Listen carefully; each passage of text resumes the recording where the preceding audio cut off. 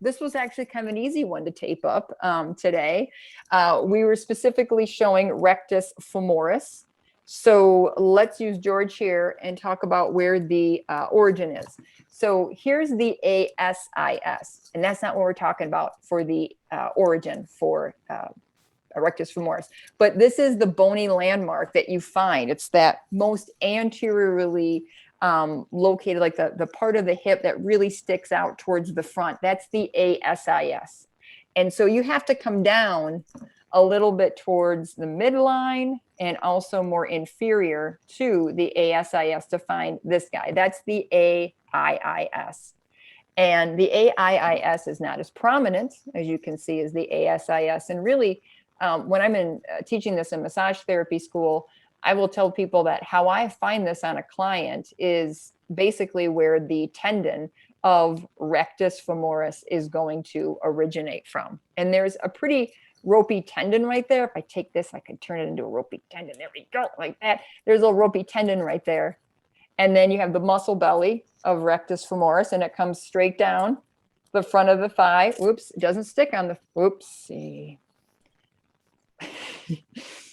It's an evening. There we go. All right. And it comes down the front of the thigh, and then it is going to, again, turn into tendon and attach to the patella. And then it covers the patella, and then it continues on to this little bony landmark right there, which is the tibial tuberosity, because it's on the tibia. And so this will be the insertion for rectus femoris. So there it is right there. Now, we said that rectus femoris, since we're talking about, I got it taped up right here before I go to the vastus muscles. Rectus femoris crosses the hip joint. You can see it here, and it crosses the knee joint.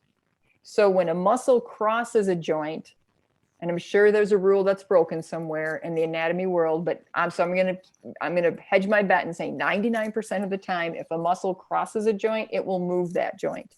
So that's how you can see concentrically, shortening and contracting. If we bring the insertion closer to the origin and we look at hip movement, you can see rectus femoris is able to do hip flexion. And then if I bend the knee, okay, and we picture the insertion of rectus femoris now coming closer to the origin, and I do this, got to start from this position, the knee in flex. Notice that when I bring the knee into extension, the insertion will come closer to the origin. So that's why those are those concentric contractions. Then, because the pelvis can rotate, okay, this is your bowl. If, notice we've got this insertion, this origin here. If this muscle pulls, it can take the pelvis. Now picture we've got two, all right, one on the right, one on the left. If it takes and pulls on that AIIS, hopefully you guys can see how when it pulls down towards the tibial tuberosity, you can get, and sorry, this George doesn't have really good range of motion in his pelvis, but we would take that bowl and it would begin to tip anteriorly, and you would get that anterior pelvic tilt. How we would release the quadriceps. Now, this will not work for every client, especially if they can't get down on the floor, but it does work extremely well if you can get your client down upon the floor. So basically what I'm going to do, one of the reasons we like the Rolga so much is you can put the bony structures directly in to the grooves of the Rolga, so you're not rolling directly on the bone and smashing down the muscle that you would do oftentimes with a flat roller. So basically, I'm going to put the ASIS and AIIS, so that anterior superior iliac spine and the anterior inferior iliac spine, right in the groove, and the rectus femoris will basically be right in the groove. So basically, as I go through the myofascial release, I'm going to be lengthening the quadriceps.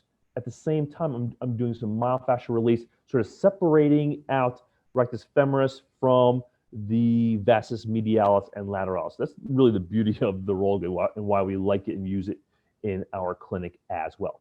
So basically, that's where I'm going to position it, and I'm going to lie right directly upon it, staying off the inside of the groin area. I'm actually right directly on the thigh. So I find the area, and now I just sort of hold that pressure. My other leg is bent there, so I prop myself up on my elbows so I'm not in crazy amounts of hyperextension through my low back. So now I'm going to do some myofascial compression. I can hold that. However, I can also do some fascial lengthening and quadriceps lengthening, especially rectus femoris lengthening, by slowly bringing the heel towards the butt. And again, it's very slow, and it's not a huge dynamic motion. It's just slow and controlled to start to lengthen now that fascial tissue on the front of the thigh, and also lengthen the rectus femoris. I'm sort of activating the hamstring here to lengthen the rectus femoris.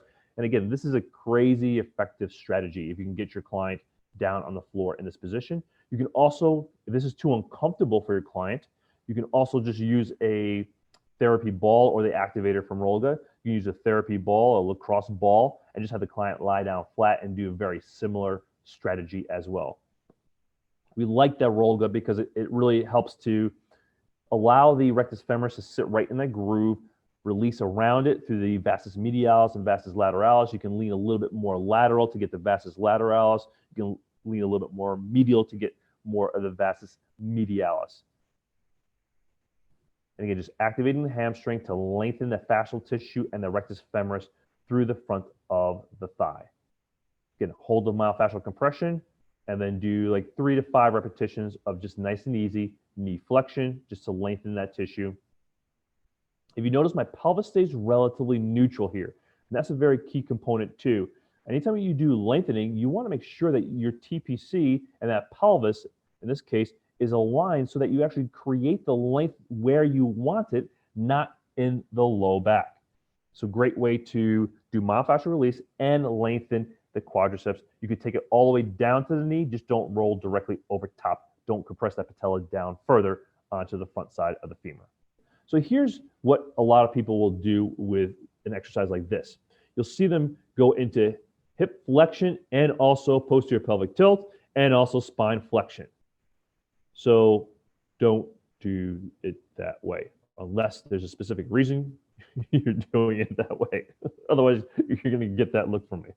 Okay, now here's how you set your client up for the wall plank with hip flexion. The reason why we like this pattern, let me stop that just for a second. The reason we like this pattern is it's really a great posture and gait training exercise. It really helps your client align their thoracolpelvic cylinder and align their support leg. So you're basically lengthening the support leg in a dynamic fashion, and you're also training hip flexion on the hip flexion side. So you're using the rectus femoris as that hip flexor, because remember, rectus femoris is one of your primary hip flexors. So again, we're going to align that thoracolpelvic cylinder, hands go upon the wall, then step back into a slight plank position on the wall. I'm going to maintain this position and then bring my hip into hip flexion while still maintaining this neutral alignment. I'm not going to allow my pelvis to go into posterior pelvic tilt. So I'm getting hip flexion. Here's why it's so great. You're getting hip flexion on this moving side. So I'm teaching myself how to create hip flexion without going into posterior pelvic rotation.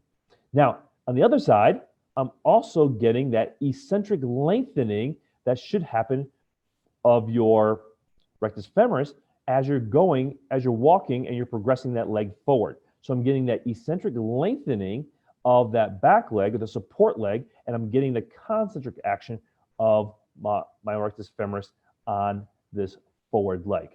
We'll talk about the knee extensors in a future module with squatting and lunging, but just let's focus on the rectus femoris here. So that way, I'm driving up into hip flexion without changing my pelvis position or my thoracolpelvic cylinder.